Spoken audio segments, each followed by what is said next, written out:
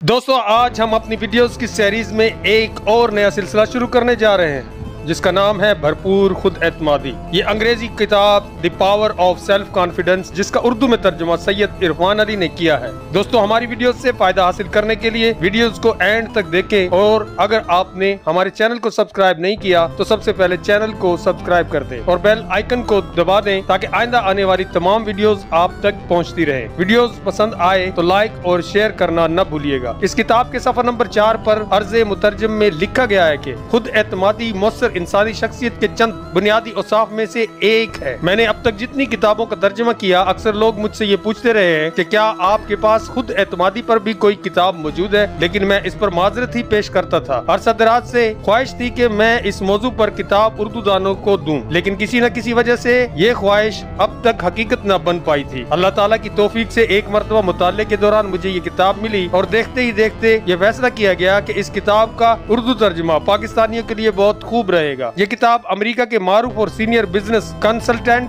Brian Tracy की किताब the power of self confidence का उर्दू तर्जुमा है। खुद एतमादी के मौजू पर मैंने जो किताबें अंग्रेजी में पढ़ी हैं उनमें से ये चंद सरे फहरिस्त किताबों में शामिल होती है। इस किताब की खूबसूरती ये है कि अव्वल तो ये बहुत ही आसान जुबान में लिखी गई है, दोयम इसमें जो मिसालें दी गई हैं वो अमली जिंदगी से बराह रास्त ताल्लुक रखती हैं। सोयम किताब में अकली और साइंसी पहलुओं से खुद एतमादी पैदा करने की जरूरत और जर्राए के बारे में तफसीली बयान मौजूद है। चहारम किताब के बाब के आखिर में जो मशकें दर्ज हैं वो बहुत ही अमली नोयत की और आसान है। अगर आपके घर, दोस्तों और करीबी हलकों में कोई फर्द एहसास कमतरी का शिकार है और खुद एतमादी चाहता है तो इसके लिए किताब बेहतरीन तोहफा साबित हो सकती है। ये किताब बहुत सौ की जिंदगियां बदल चुकी है, हो सकता है अब आपकी बारी हो।